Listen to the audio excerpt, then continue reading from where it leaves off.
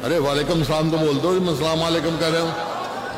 ये बताओ 9 साल में मेवात में कोई काम हुआ? हमने 3,82,100 गज के प्लॉट दिया हरियाणा में। इन्होंने किसी को 1 इंच का भी दिया हो प्लॉट तो वो नाम बता दे भाई, गांव बता दो। अरे ये इलाका जहां भाईचारा 1947 में नहीं खत्म हुआ, ये खत्म कर सकते हैं क्या? भाईचारा हमारा मजबूत है। तो मेरी भी बात सुन लो आप भाई, मेवात 5 सीट दे देना, मैं आपको कह के जा रहा हूं कांग्रेस की सरकार मैं बना दूंगा। सलाम वालेकुम। अरे वालेकुम सलाम तो बोल दो, मैं सलाम वालेकुम कह रहा हूं। नमस्कार।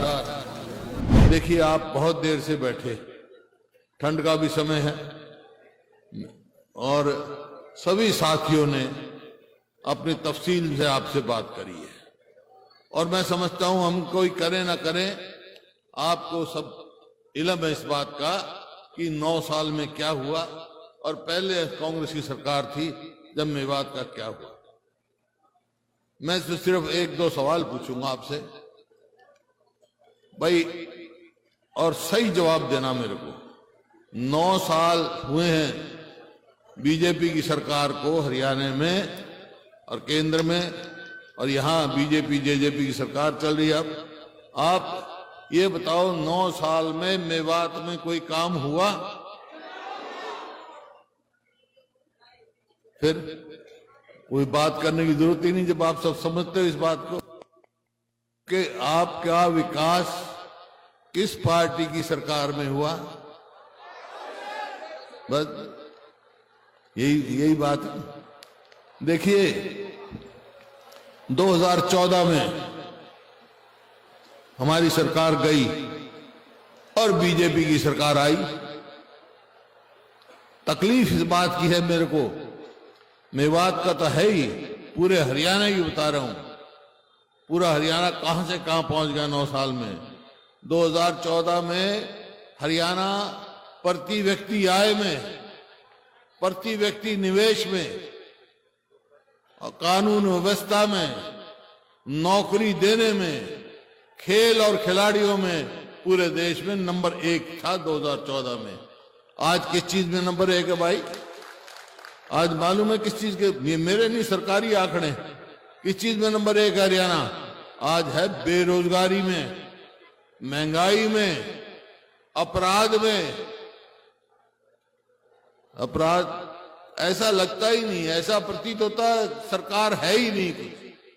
और वायदे इनके बड़े बड़े थे, किसान का हम ये करेंगे, मजदूर का ये करेंगे, गरीब आदमी का ये करेंगे। ये कहा 2022 तक किसान की आमदनी दुगनी करेंगे, एमएसपी देंगे उनको स्वामीनाथन के हिसाब से। तो भाई आमदनी तो दुगनी हुई नहीं किसान की, या हो गई? किसी की हो गई दुगनी आमदनी? आमदनी तो दुगनी नहीं हुई, लेकिन लागत दुगनी हो गई।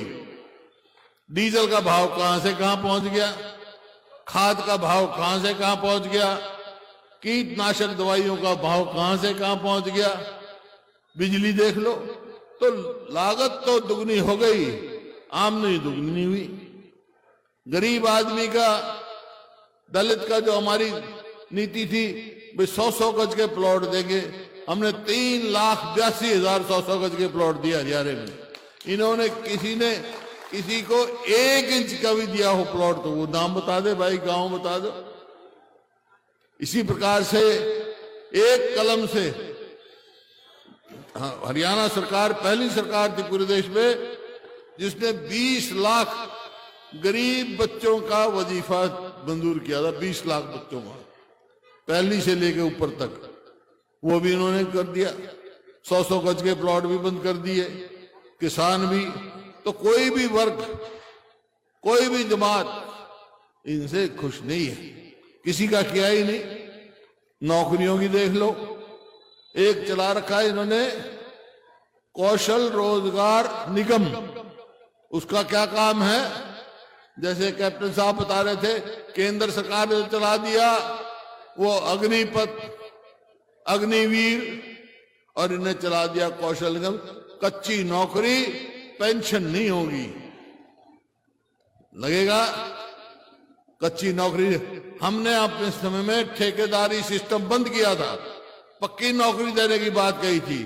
ये सरकार खुद ठेकेदार बन गई और कहते हैं हम वहां भेज देंगे यूक्रेन में, इजराइल में। अरे वहां से तो लोग वापस आ रहे, मरने के लिए भेजोगे वहां, इसलिए भेजोगे? तो ये ऐसे काम कर रहे हैं। नौकरी किसी भी वर्ग का देख, किसान का, मजदूर का, व्यापारी, कर्मचारी, शहरी हो, ग्रामीण हो, कोई भी हो, ऐसा हरियाणा बना दिया, ऐसे हालात कर दिए कि अस्पताल में जाओ तो डॉक्टर नहीं, स्कूल में जाओ तो मास्टर नहीं, दफ्तर में जाओ तो सरकारी कर्मचारी नहीं, खाली पड़े हैं। 2 लाख पक्की नौकरी आज हरियाणा में जो स्वीकृत की हुई है वो खाली पड़ी है, नौकरी देके नहीं। बाहर बाहर को लगा रहे, आप लिस्ट देखो, बाहर के लगते हैं, हरियाणा के बच्चे नहीं लगते। HCS में, HCS की 100 जगह थी जिनमें कुल 61 इन्होंने वो लगाए, उसमें भी हरियाणा के से बाहर के। ये क्या है? ये मेरे को तकलीफ है इस बात की। मेवात में देख लो, हरियाणा का तो मेवात में देख लो भाई, कोटला झील का काम जहां छोड़ के गए थे, कोटला झील का जहां काम छोड़ के गए थे वहीं, और कानून व्यवस्था तो मैं बता चुका, ये तो अपराध में ऊपर के 2-3 प्रदेशों में हो गया, अपराध तेजी से बढ़ रहा है। कानून व्यवस्था नाम की कोई चीज नहीं, वो तो मैं बताऊंगा आपको। यहाँ का मेवात का जिक्र करें सारी बात आएंगी। कोटला झील का जहां काम छोड़ के गए, यहाँ मेवात में मेडिकल कॉलेज बनाया था हसन मेवाती जी के नाम, शहीद के नाम। आज वहां डॉक्टर नहीं, दवाई नहीं, कोई भी देख लो, कहीं भी कोई काम इनका नहीं। और मैं तो इस बात की बधाई आपको दे सकता हूं, शुक्रिया कर सकता हूं आपका, कि जो इनकी कोशिश थी यहां नूह में जो किया, कानून व्यवस्था सरकार की जिम्मेवारी है और ये कानून व्यवस्था का उल्लंघन कर रहे थे। जो जिम्मेवारी थी, सरकार अपनी जिम्मेवारी निभाने की बजाय माचिस लगा रही थी आपस में। वो तो यहाँ के लोग मेवात के और सारी खापे सारे वो इतने होशियार थे, समझदार हैं कि भाईचारा मजबूत रखा। इस बात के लिए मैं आप सबको बधाई देता हूं, बहुत बहुत शुक्रिया करता हूं। अरे ये इलाका जहां भाईचारा 1947 में नहीं खत्म हुआ, ये खत्म कर सकते हैं क्या? भाईचारा हमारा मजबूत है, मजबूत ही रहेगा, कोई नहीं इसको खराब कर सकता। तो ये परिस्थिति है भाई मेवात की, हरियाणा की। अब सवाल आता है कि ये क्या है? आज कार्यकर्ता सम्मेलन है, सब कार्यकर्ता है।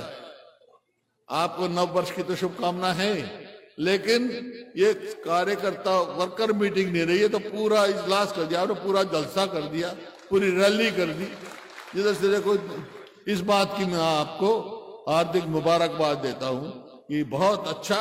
और ये एक संकेत, एक इशारा है कि आने वाली 24 में हरियाणा में क्या होगा, कांग्रेस की सरकार बनेगी। ये इशारा है। आज जो ठप पड़े हैं काम, यहां पर सबसे पहले जो नहर आई ये मडकोला के साथ, वो मेरे स्वर्गीय पिताजी लेके आए थे, और यहां के लिए एक नई नहर हमने मेवात कैनाल के नाम से मंजूर कराई थी, वो वहीं ठप पड़ी है। कोटला झील का काम वहीं ठप पड़ा है। बाकी आज यहाँ कई सभी ने कही है भाई यहाँ यूनिवर्सिटी भी होनी चाहिए, तो ये तो कोई हक है आपका भाई। हमने पहले रीजनल सेंटर बनाया, अगर कांग्रेस की सरकार आएगी तो मेवात में यूनिवर्सिटी बनेगी। तो सभी ने बहुत अच्छा किया था, तो कार्यकर्ता सम्मेलन जलसा कर दिया। अब सबने एक बात कही है, क्या कही है सबने, कि मेवात ने आपके 3 सीट दी थी कांग्रेस को, अब के 5 देंगे, यही कहा है ना।